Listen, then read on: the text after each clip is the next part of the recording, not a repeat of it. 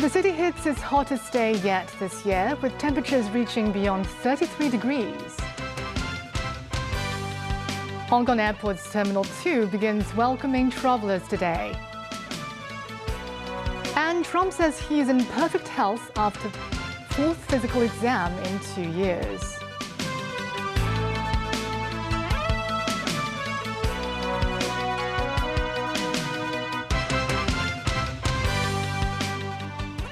Good evening. Welcome to TVB News. The very hot weather warning is in force. The observatory records a maximum temperature of 33.7 degrees Celsius, the highest so far this year. Mimosa Ngai reports. Another hot May day. Most residents are already dressed in summer outfits. To cope with the heat, umbrellas and sunglasses are key accessories for many people. Newspapers are another option to shield against the sun. At around 2:30 p.m., the temperature reached 40 degrees Celsius in Shenzhen. This cleaner says working outdoors under the scorching weather makes her sweat constantly. I'm wearing 2 layers to absorb sweat, she says. While the observatory recorded a maximum temperature of 33.7 degrees, the temperatures in Saigon and Chengguano were 35.5 and 35.2 respectively. Weather authorities say the heat is brought by the El Nino impact, affecting the atmospheric circulation over the northern part of the South China Sea and bringing more rainfall to the coastal region. Looking ahead, the scorching hot weather will last for another couple of days, with temperatures reaching 36 to 37 degrees on Friday in the new territories. The observatory reminds residents to stay hydrated to prevent heat stroke. Mums 9, TVB News. Hong Kong International Airport's new Terminal 2 begins welcoming travellers today. The airport authority expects passenger volume to reach 8 million in the first year of operation. Mimosa Ngai reports. Welcome to T2. At about 5 a.m., the first group of passengers arrived to experience the new check-in counters at the revamped Terminal 2. They are passengers taking the Hong Kong airline to Pudong, Shanghai. Many like the new facilities, saying the check-in procedures are much more convenient and efficient compared to before. Hong Kong Airlines is the first airline to relocate at T2, while 6 other operators will move to the terminal on Thursday. By mid-June, a total of 15 airlines are expected to be at T2. Speaking to the media, the airport authority says the first day of operations are very smooth. Our passengers are very happy, and we have some wow effects in the terminal. A lot of LED with a lot of animation and new design emphasizing technology, and we have a self-designed for our in-house design for the self-checking system, which only requires 45 seconds to go through the entire process. Zhang says the ultimate goal is to help airlines reduce manpower at the check-in counters and improve passenger experience. Mums 9, TVB News. Hong Kong authorities are working with their Guangdong counterparts on the arrangement for both northbound and southbound yachts. A lawmaker suggests converting the China Ferry Terminal in Tsim Sha Tsui into a yacht berth. Samantha Lee has the story. The China Ferry Terminal in Tsim Sha Tsui has been in operation for 38 years. It provides ferry services connecting to Zhuhai, Zhongshan, Nansha and Sunde. With the development of cross-border land transport networks, such as the Hong Kong-Zhuhai-Macau Bridge, the number of ferry passengers is continuing to decline. Last year, passenger volume was only 838,000, a 33% drop year-on-year. This accounts for less than 10% of the total cross-border passenger traffic. This lady says there used to be 4 daily ferry departures to Nansha, but the frequency had decreased now. She notes fewer people take the ferry, as most prefer driving or taking buses. To this passenger, traveling by ferry is more comfortable, as it offers toilet facilities and saves them from the hassle of crossing land immigration checkpoints. Meanwhile, the Hong Kong-Macau Ferry Terminal in Shenwan sees a 1% decrease in passenger volume from last year. Lam Mingfeng, lawmaker for transport, says the government is actively driving the yacht economy to attract high-end spending tourists. He suggested the China Ferry Terminal could become a small yacht berthing facility where visitors can do shopping after disembarking. Secretary for Transport and Logistics Mabel Chan says the government will closely monitor the long-term operations of the two ferry terminals and is open to different options, including merging the two facilities. Samantha Lee, TVB News. Starting May the 31st, the government will provide a subsidy of 50 cents per litre to commercial vehicles using liquefied petroleum gas, or LPG, for a period of 2 months. The subsidy will begin at midnight on May the 31st and is expected to benefit nearly 17,000 taxis, approximately 3,400 minibuses and about 170 school minibuses. All 66 LPG refueling stations in Hong Kong will directly offer a discount of 50 cents per litre to drivers refueling. Some drivers welcome the subsidy, but transport operators say it is not enough. The sector also hopes the subsidy will last 6 months. 1 person dies and 9 others remain unaccounted for after a chemical tank implodes at a pulp and paper mill in Longview, Washington. Authorities say there is no hope of rescuing those missing as the condition of the tank remains unstable. A chemical tank holding nearly 1 million gallons of a highly corrosive liquid imploded and collapsed Tuesday at Nippon Dynawave Packaging Company, killing at least 1 worker, leaving 9 others unaccounted for and another 9 injured. Authorities are looking at possible recovery efforts as the dangerous liquid still inside the unstable tank makes rescue hopeless. Emergency responders will attempt to stabilize the collapsed tank, which still has about 90,000 gallons of a chemical brew known as white liquor, before recovery can begin. That's the concern if additional liquid leaking, because it's very caustic. Additionally, the tank itself collapsing while men and women are in the areas retrieving the co-workers and the members from Nippon. How that gets stabilized is what our primary goal is. Stabilizing the tank, 1, removing the liquid from inside the tank, 2, then accessing the victims that we are able to locate and recover. Of the 9 injured, including first responders, some suffer from burns or inhalation injuries. Officials have identified no immediate threat to the surrounding community and are asking the public to avoid the area. Gloria Vang, TVB News. US President Donald Trump had another medical exam on Tuesday, putting his health under renewed public scrutiny after he has worked to dismiss concerns over his age and stamina. The 79-year-old president spent more than 3 hours at Walter Reed National Military Medical Center for what the White House describes as preventive medical and dental checkups.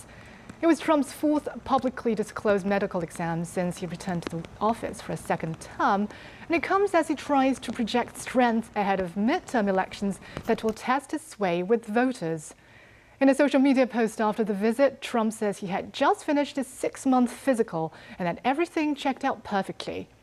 Trump, a Republican, turns 80 next month and was the oldest person elected US president. A poll conducted in April found less than half of US adults think Trump has the mental sharpness or physical health to serve effectively as president. Europe is sizzling under an exceptionally early heat wave driven by a powerful heat dome that led to a rise in deaths, spurring government warnings and calls for climate action. Kew Gardens in southwest London hit 35.1 degrees Celsius on Tuesday that smashed the UK's century-old May temperature record for the second time in 24 hours. London also endured a rare tropical night in which temperatures did not fall below 20 degrees. A group of swimmers plunged in the first officially designated public bathing area in the River Thames at Ham. Authorities say several drownings were reported in Britain and France as people sought relief in the cool water. The French health minister recommends people stay hydrated throughout the day and calls for more solidarity with the elderly and isolated neighbours who might be at risk. The unseasoned heat also extends to Italy, which has issued its first heatwave warning of the year with outdoor restrictions. Temperatures are forecast to intensify further this week, notching up to 35 degrees in the north.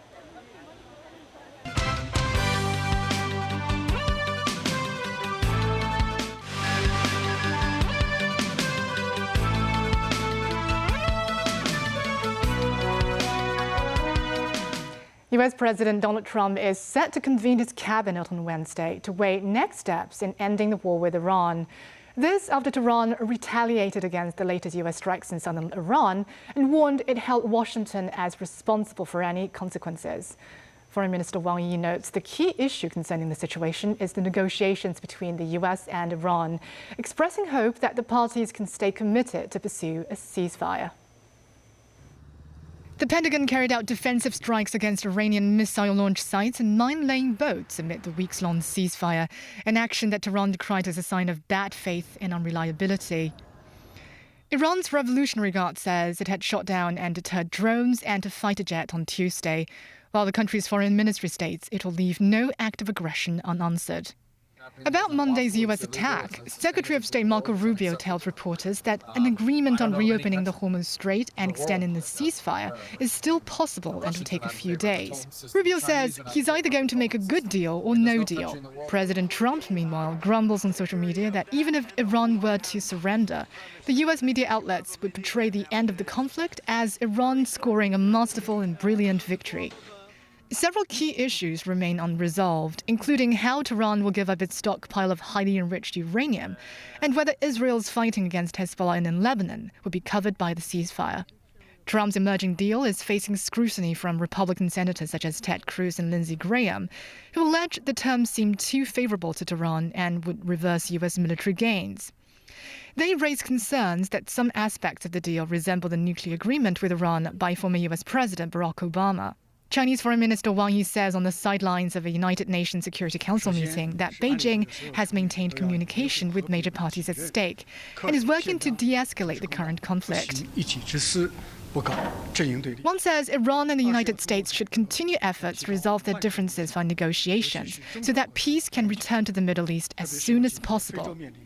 He reiterated China's position that the security of passages and energy infrastructure must be safeguarded and the provisions of the nuclear non-proliferation regime must be implemented.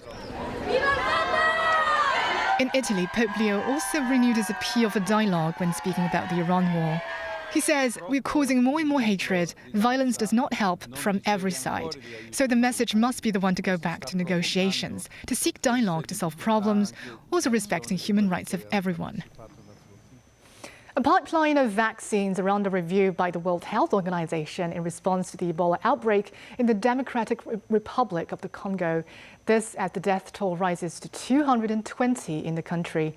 Meanwhile, countries are implementing measures for those who are traveling from affected areas.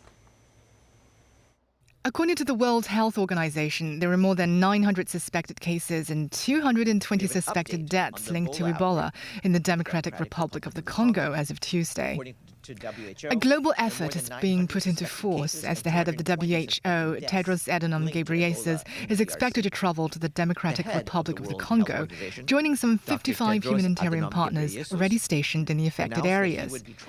In tandem with efforts on the ground, the WHO is reviewing vaccine development.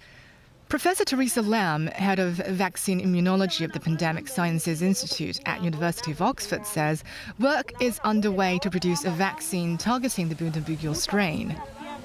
We have been able to pivot rapidly and to start to make a vaccine against Bundibugyo. Many people within the field were involved in the 2013-2016 outbreak during that period, and that amount of knowledge has really helped us be able to pivot and try and make a vaccine against this new outbreak that is happening in the DRC.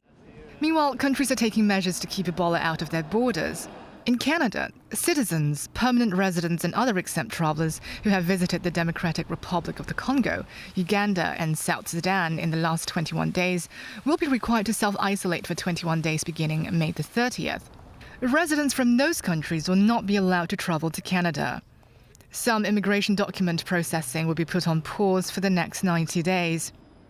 U.S. Customs and Border Protection adds Houston's George Bush Intercontinental Airport to the list of designated hubs, in addition to Hartsfield-Jackson Atlanta International Airport and Dulles International Airport, to screen passengers traveling from affected African countries. Thailand is also imposing a 21-day Ebola quarantine on travelers arriving from DRC and Uganda. Pope Leo XIV got a close look at the first fully electric Ferrari in Italy's Castel Gandolfo. During the meeting with the Pope, John Elkann, the president Italian of the car brand, accompanied by other company executives and technical staff, presented the pontiff with the Ferrari steering wheel. The Pope was among the first to take a close-up look at the luxury auto manufacturer's debut fully electric vehicle. He got a feel of the supercar as he sits in the driver's seat and examines the various interior details. The new Ferrari Luce tests the limits of electric vehicles, and it can go from 0 to 100 kilometers per hour in 2.5 seconds. The team behind the design is headed by Johnny Ive, who is best known for his work on iconic Apple products like the iMac and iPhone. Hong Kong's smoking rate drops to 8.5%, hitting a record low. The Department of Health launches a Quit in June campaign to fight smoking. An AI service is introduced to provide personalized smoking cessation counseling services. Samantha Lee reports. The latest government figures show there are 538,000 smokers aged 15 or above in 2025, a 6% drop from 2023. On average, they smoke 10.2 cigarettes a day. The number of people using e-cigarettes and heated tobacco products is also in decline. Around 37% of smokers tried to quit but failed. Construction worker Andy Lowe started smoking at the age of 9 and used to smoke 40 cigarettes a day to relieve stress. He successfully quit last year after using Chat to Quit, an AI counseling program launched by the Department of Health and the University of Hong Kong. He says, when I was trying to quit, my coworkers would say, join us, and they would give me cigarettes. Fortunately, the AI robot Mike sent me messages to remind me that I was quitting. The Department of Health will send out trial packs of smoking cessation drugs through some 300 community pharmacies. Meanwhile, Chinese medicine ear points patches will also be available at more than 50 Chinese medicine clinics, covering more than 200 locations to help individuals battle their addiction. In 2024, we introduced the 10 tobacco control measures, and most of them have already implemented. And we expected they will continuing decreasing in the smoking preference in the coming years. It has been about a month since the ban of alternative smoking products in public places. Lam says as of May 23rd, his office has conducted a total of 3,300 inspections and issued 39 penalty notices. Besides existing anti-smoking measures, the Department of Health says it will continue to use education and promotion to drive smoking rate down to its 7.8% target. Samantha Lee, TVB News. And that's the news. Thank you for watching.